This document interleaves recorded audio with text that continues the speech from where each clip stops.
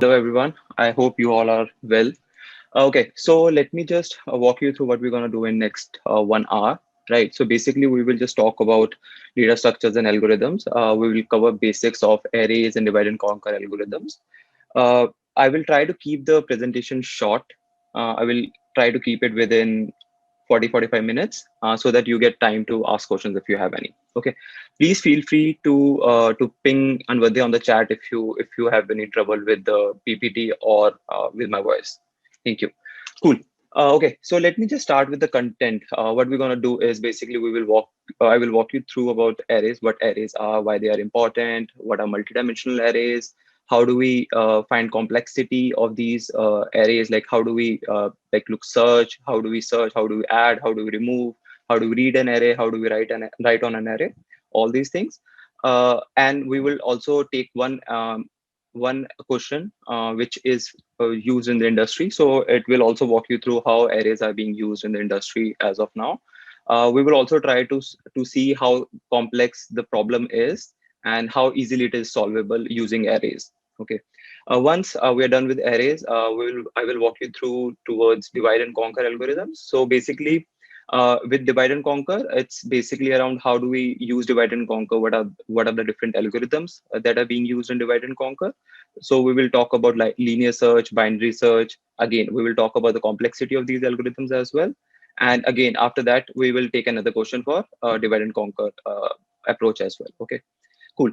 So let me just start with the introduction of arrays. Okay. So if I talk about a layman person, right? If I talk about a non-engineer or a small child, how do I explain arrays to them? So arrays is nothing. It's just a table, right? It's just a list. It's just a table.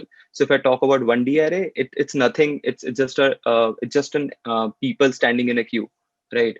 With no order of getting in or getting out, right? So that's an array, right? If I talk about 2D array, it's a table, right? It contains rows, it contains columns, right? So what are arrays, right? Arrays, if I talk about in computer science term, it is basically a data structure which contains a group of different elements, right? Basically, these elements are of same data type. I will tell you why it needs to be of same data type, because yeah, we will walk you through again.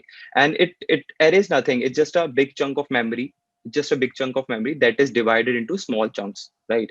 So how an array is initialized in a computer system is basically so let's suppose if I want to initialize an array of 10 elements of, let's suppose, integers, right? So everybody knows that integer consumes 4 bytes of memory, right? So 4 into 10 is 40, right? So how a program will do it, it will get 40 bytes of memory in the space in the RAM, and it will allocate that memory to your variable, right? Now how arrays are being stored, now how values are being stored. So what we do is we basically divide this array into small chunks of memory, right? As you can see in the second picture, the memory is divided into small chunk, and then it is associated with an index, right? Now some languages start indexes with one, right? Like COBOL, Fortran, they all start with one, whereas with Python, Golang, and C, they usually start in these languages. Usually the index starts with zero, right? So again, it depends upon what kind of programming languages you use, but at the end, it doesn't matter whether it's zero or it's one, right? Cool. Okay, let's just jump to why arrays, right?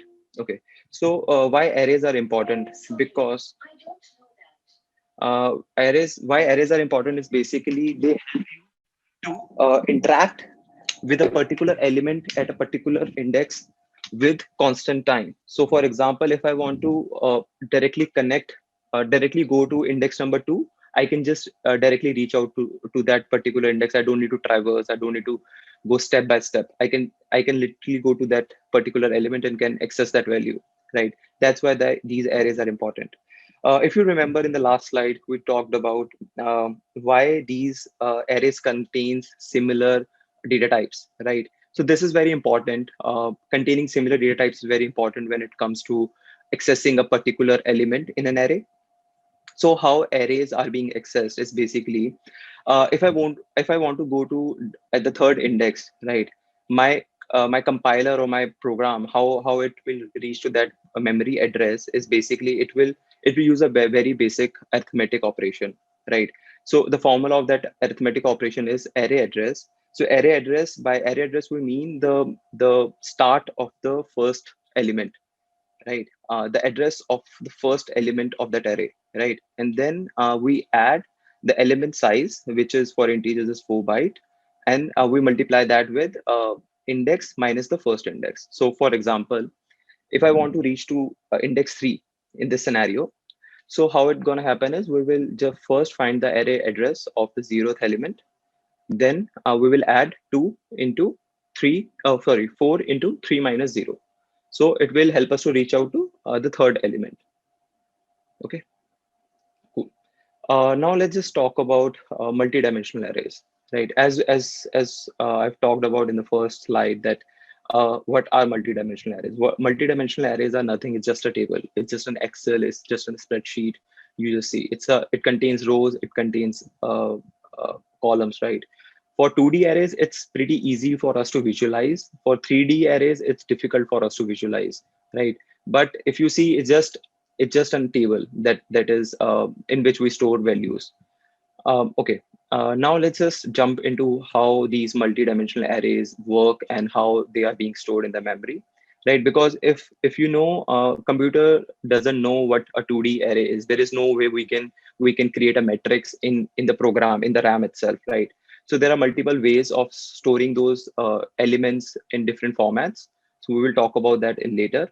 But let's just see how if I want to access 2 comma 3 in a 2D array, how can we do that, right? So basically what I have to do is I have to skip 2 rows and 3 columns to reach to 2 comma 3. Okay, so basically we will first skip row 0, that is 0 0 0 1 0 2 0 3 0 4 0 5. Then we'll skip row 2, row 1, that is 1 0 2 1 3 2 4 5 etc. Then we will reach to the last row, which is 2 0 2 1 2 2, and there we will reach at 2 3. So if I need to reach to index 2 3, I have to skip rows, which is basically the index of the row of the element that we want to reach to, minus the first index of that whole 2D two-dimensional array, that is 0. So we'll skip 2 minus 0 rows, and to reach to the column, what we do is we will skip 3 minus 0, as in the column of the index we want to reach to minus the first index of that column, yeah. So 3 minus 0, right? So that's how we reach there. Now, as in the last slide, we discussed how can computer can reach to that memory, right? So let's just discuss here as well. To reach to address 2 3, what we're going to do is we will again use the array address, which will be the address of 0 0.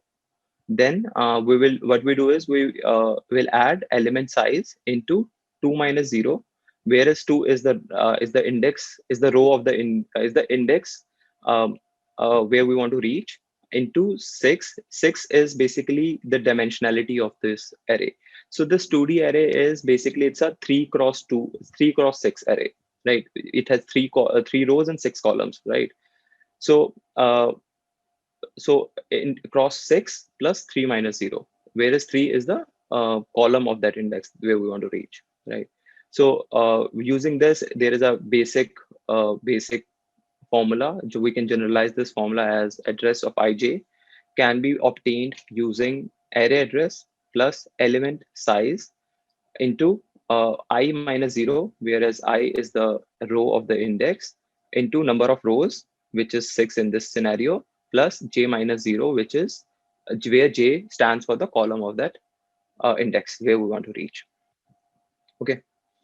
Okay. Now let's just discuss how an array is stored in memory.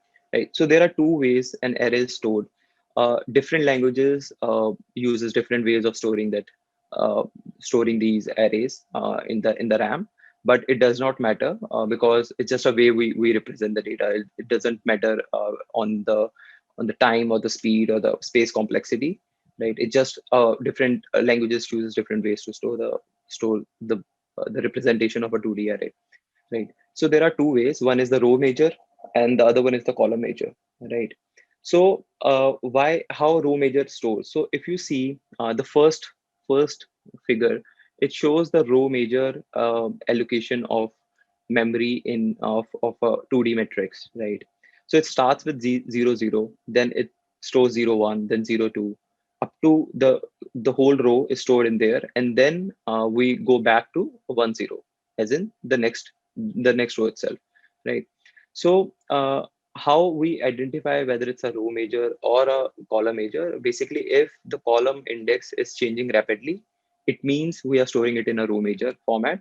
If the if the row index is changing rapidly, it means we are storing it in a column major format. Okay, so address of row major is obtained using the same formula which we discussed in the last slide.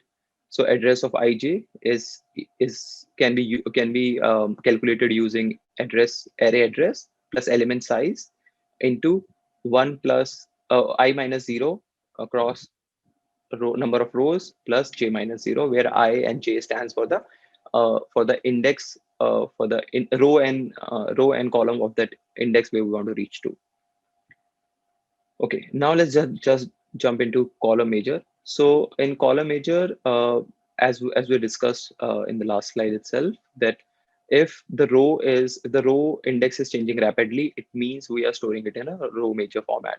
So here in the second slide, you can see what is happening is the first element is changing rapidly, right? Whereas the second element remains the same. So this basically represents column major. The formula of column major changes a bit, but uh, it remains almost equivalent to what row major has. So address of ij can be calculated using array address plus element size multiplied by j minus 0 into number of columns here plus I minus 0, where j and I corresponds to the index of the row and column of the index that we are trying to reach. Okay. Cool. So now we have been through what arrays are, how do we represent arrays in memory, how do we calculate the address of those of the index there where we want to reach. So why we discuss all these things is basically reading and writing to an array is pretty simple. It's right. We can read an array with a time complexity of 0 1. We don't need to do any heavy operations.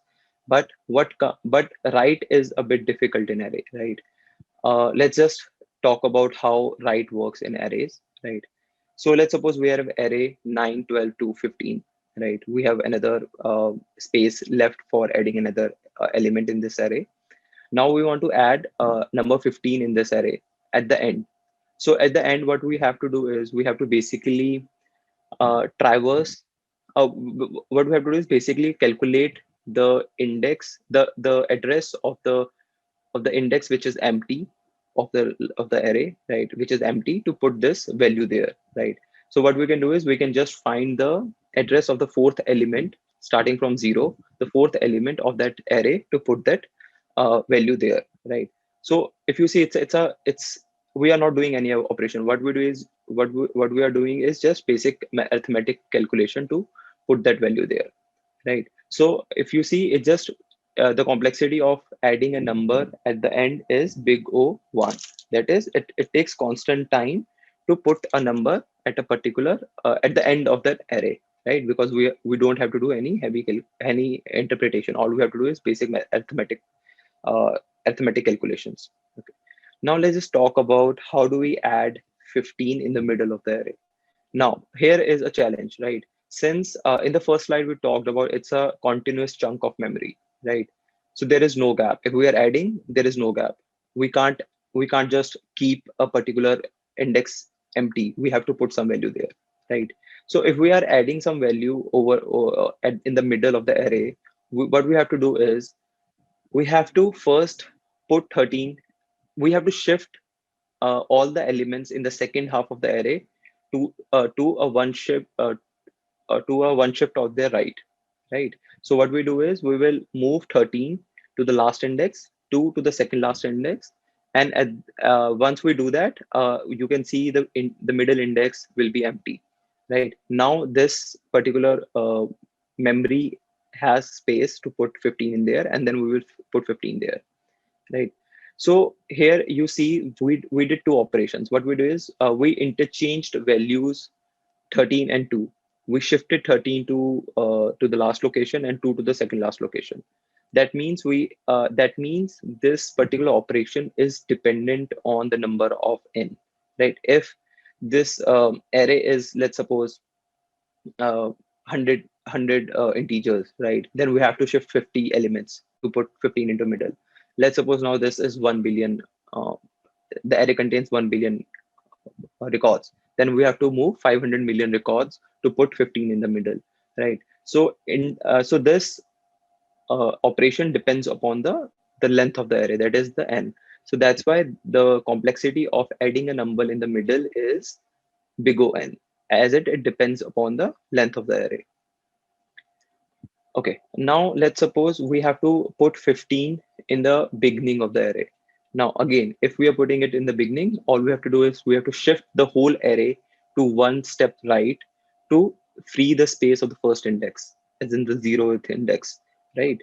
So we will first shift 13, then 2, then 12, then 9, right?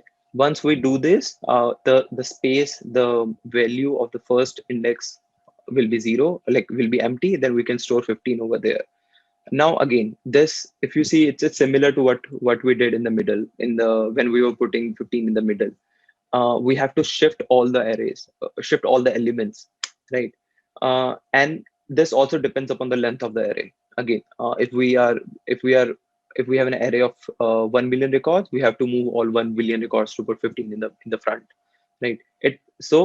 Adding 15, adding any element in an array in the beginning also consumes a big O n. That is, the complexity is dependent upon the n, right? To summarize, we can see that to add elements in the end, we have time complexity big O 1.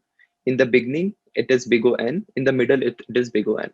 Now let's just talk about removing the elements as well. Now, as we discussed, there is no advantage if we are keeping memory free memory, like free memory within the middle of the array, right? So if I want to remove an element from the middle, what I have to do, I have to shift all the elements after that to occupy to one space left, right? If I'm doing that, it takes the removal operation takes is dependent upon the length of the array, right? So for example, let's just talk about the last figure, like 15, 9, 12, 2, 13 in the same slide. If I have to remove 12, what I have to do is I first remove 12, then I will shift 2 at the place of 12 and 13 at the place of 2. So basically, I have to shift my elements, which is dependent upon the length of the array. That's why removing an element from the beginning and the middle consumes time complexity of big O n. That is, it is dependent upon the length of the array. Whereas removal at the end is big O 1, that we don't have to do any other operation. All we have to do is just remove 13 with the null value or with a garbage value. Right. So this is the complexity of the array.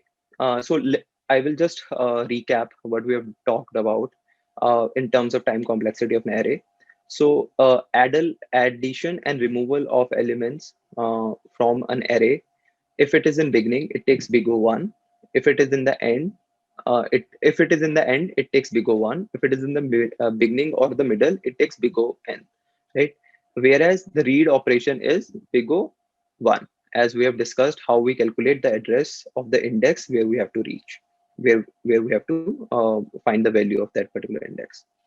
Okay, so let's just quickly discuss a question that is being used, that is frequently used in the industry, right?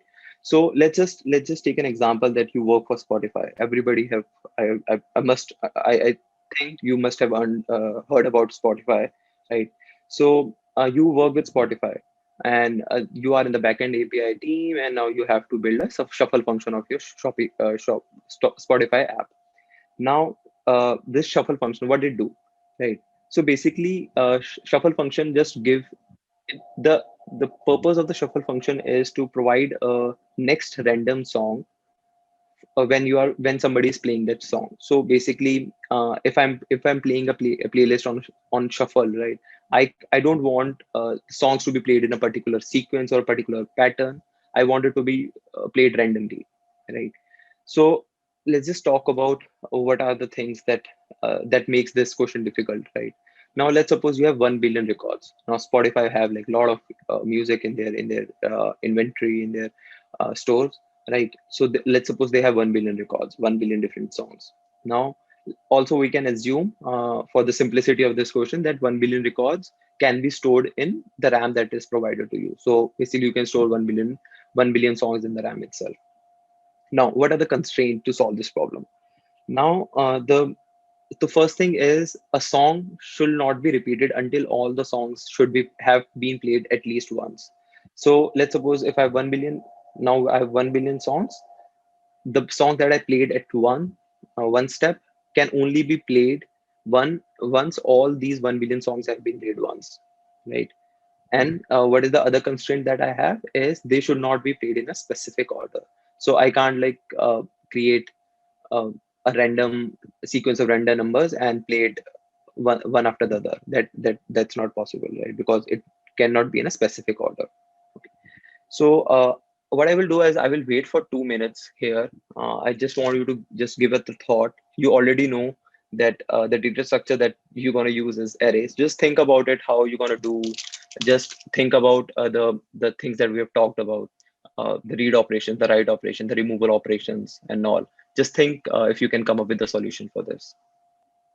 Okay, let's just discuss the answer, the solution, how I will, if put in this situation, how will I write the code for this?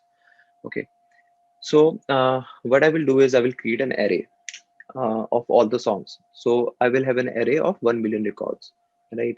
Now, the if you see the two constraints were a song should not be played at least once, should not be a song should not be repeated until all the songs have been played at least once. The second is it should not be in a specific order.